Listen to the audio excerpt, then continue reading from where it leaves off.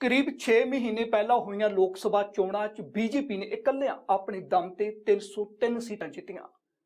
धारा 370 नूं हटाउणा, नागरिकता सोध कानून लियाउणा अते NRC नूं प्रचारदिआं वड्डियां रैलियां कीतीआं। पर हुण जदों झारखंड भी हत्थों निकल चुक्या है तां सवाल बनदा है कि आखिर अजिहा की होया कि बाजी ही पलट गई।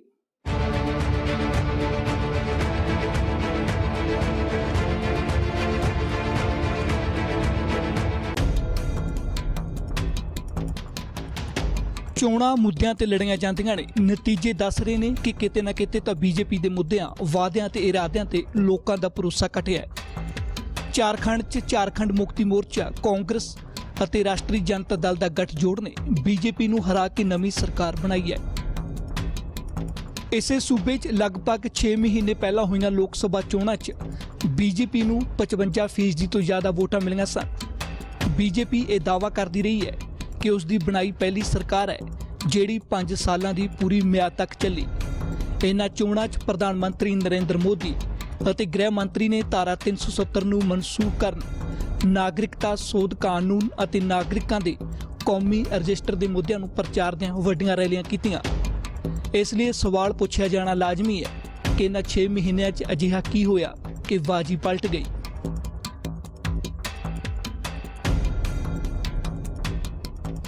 बीजेपी ਲਈ सब तो वड्डा मुद्दा राष्ट्रवाद ਦਾ ਰਿਹਾ। कांग्रेस ਅਤੇ बाकी विरोधियों ने किसानों का मुद्दा चुकिया। बीजेपी ने विकास का दावा किया पर विरोधियों ने बेरोजगारी के मुद्दे नूं हथियार बनाया। बीजेपी ਅਤੇ NDA ने आर्थिक तरक्की ते जोर दिता। कांग्रेस ने महंगाई के मुद्दे नूं धार दित्ती। 2019 ਦੀਆਂ ਚੋਣਾਂ ਤੋਂ ਪਹਿਲਾਂ पुलवामा च ਹੋਏ दहशतगर्द हमले ਅਤੇ ਬਾਲਾਕੋਟ च हवाई फौज द्वारा की कार्रवाई ਅਤੇ पाकिस्तान विरोधी सहारे बीजेपी ने राष्ट्रवादी इहो जी चाशनी बनाई कि लोगों के मुद्दे जिन्हां च किसानी संकट, बेरोजगारी, आर्थिक मंदहाली चोणां के मुद्दे ना बन सके। लोक सभा दीआं चोणां बाद भी बीजेपी ने धारा 370 नूं मनसूख करके ਅਤੇ नागरिकता सोध कानून बना के अपना एजेंडा जारी रखिया ਅਤੇ ਉਸ ਨੂੰ ਯਕੀਨ ਸੀ कि वोटां ਦੇ ਧਰੂਵੀਕਰਨ ਸਹਾਰੇ ਉਹ विधान सभावां ਦੀਆਂ ਚੋਣਾਂ ਜਿੱਤ ही जाएगी। पर झारखंड ਦੀਆਂ ਚੋਣਾਂ ਦੇ ਨਤੀਜਿਆਂ ਨੇ सिद्ध किया कि जेकर विरोधी तरह इकट्ठे होकर सोधी हुई रणनीति न चोणां लड़न तो बीजेपी अजित नहीं है। जम्मू कश्मीर चो धारा 370 हटाई गई, नागरिकता सोध कानून लिआंदा, असम दे विच NRC नूं लिआंदा गया। 2019 ਦੀਆਂ लोक सभा चोणां बीजेपी ने बहु गिनती नाल जित्तियां ते कांग्रेस दूसरी बार मुख्य विरोधी पार्टी का दर्जा भी हासिल ना कर सकी। बीजेपी नूं 303 सीटां ते जित प्राप्त हुई। किसी पार्टी नूं इन्नी वड्डी पद्धर ते जित मिलण दा अर्थ इह हुंदा है कि सारे सूबिਆਂ 'ਚ उस नूं वड्डी पद्धर ते हमायत हासिल है ਅਤੇ विधान सभा चोणां भी आसानी नाल जितदी रहेगी। पर बाद 'ਚ हरियाणा, महाराष्ट्र ਅਤੇ ਹੁਣ झारखंड 'ਚ होईयां विधान सभा ਦੀਆਂ ਚੋਣਾਂ 'ਚ ਇਹ ਧਾਰਨਾ गलत साबित हुई। देखिए, हमने विकास के मुद्दे पर चुनाव लड़ा। हमने सिर्फ डेवलपमेंट, विकास विकास विकास स्थानीय मुद्दों पर चुनाव लड़ा। हमारे जो अभी नतीजे आ रहे हैं वो उम्मीद के मुताबिक नहीं हैं, लेकिन हमारा वोट 34% से ज़्यादा है। देखिए, कई बार जब हमने तो विकास के मुद्दे पर चुनाव लड़ा, हमने विकास को ही मुद्दा बनाया, लेकिन कई बार स्थानीय विधायक के लिए, सरकार के लिए कई चीज़ों की ऐसी मांग रह जाती है जो पूरी नहीं हो पाती है।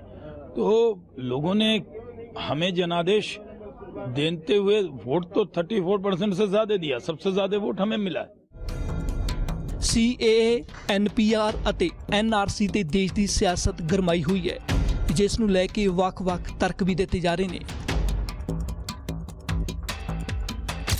CAA ਦਾ मतलब 3 ਦੇਸ਼ਾਂ ਤੋਂ ਆਏ ਘੱਟ ਗਿਣਤੀਆਂ ਨੂੰ ਨਾਗਰਿਕਤਾ ਦੇਣ ਦਾ ਕਾਨੂੰਨ ਹੈ।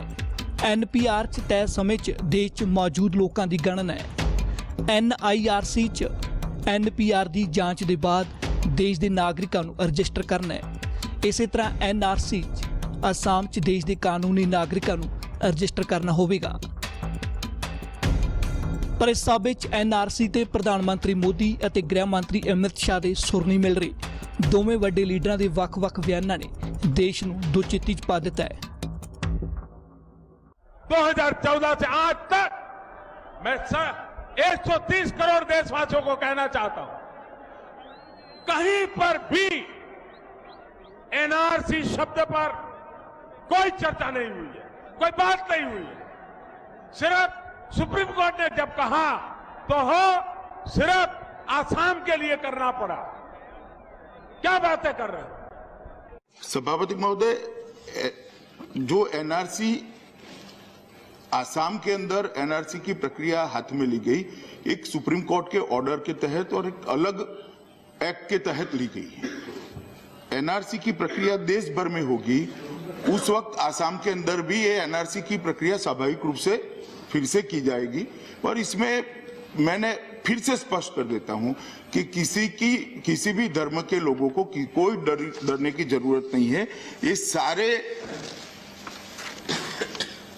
लोगों को एनआरसी के अंदर समाहित करने की व्यवस्था है ही है। और जिस गैजेट नोटिफिकेशन का उल्लेख माननीय सदस्य ने कहा, वो पूरे देश भर के अंदर एप्लीकेबल। एनआरसी के अंदर आज जो नागरिक बने हैं, इनका रजिस्टर बनाने की व्यवस्था है। इसके अंदर इस प्रकार का कोई प्रोविजन नहीं हो सकता।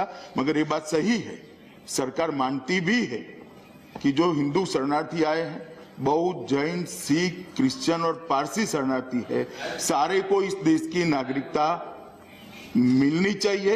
और इसीलिए सिटीजनशिप अमेंडमेंट बिल लाकर हिंदू, सिख, बौद्ध, जैन, पारसी और क्रिश्चियन, ये सारे धर्म के शरणार्थी जो धार्मिक प्रताड़ना के कारण बांग्लादेश, पाकिस्तान और अफगानिस्तान से आए हैं, उनको वो बिल के अंदर नागरिकता देने का प्रोविजन।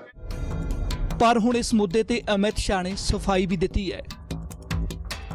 इसलिए चर्चा करने की जरूरत नहीं, क्योंकि एनआरसी अभी कहीं विचार में ही नहीं है। प्रधानमंत्री ने ठीक कहा है कि ना कैबिनेट में चर्चा हुई, ना पार्लियामेंट में एनआरसी ये एक्ट में किसी ने कहा है। मेरी पार्टी का घोषणा पत्र अपनी जगह पे है, और जब होगा तब थोड़ी ना छिप कर होगा। ये एक्सरसाइज ऐसी नहीं होती। ये संडे को प्राइम मिनिस्टर ने जो भाषण किया, उसके पहले 31/7/2019 को इसका नोटिफिकेशन निकला। इसका मतलब है कि कैबिनेट के हमारी फाइल का निर्णय वगैरह तो 6ठे महीने में हो चुके थे। ਹੁਣ सरकार ਦਾ फर्ज बनता है कि वो खुद इस दुविधा ते स्थिति साफ करे, क्योंकि विरोधियों ने मोर्चा खोल रखे है। जी को बहुत बहुत बधाई। जनता काम पे वोट देना चाहती है, उन्होंने जाहिर तौर पे काम नहीं किया। उनके लास्ट के 2 चरण मुझे लगता है सीएबी और एनआरसी के बाद हुए थे। तो ऐसा लगता है कि एक स्टेट के लोगों ने तो अपना कंक्लूसिव डिसीजन दे दिया कि वो ये नहीं चाहते। अगले साल दिल्ली ਅਤੇ बिहार 'ਚ ਚੋਣਾਂ ਨੇ।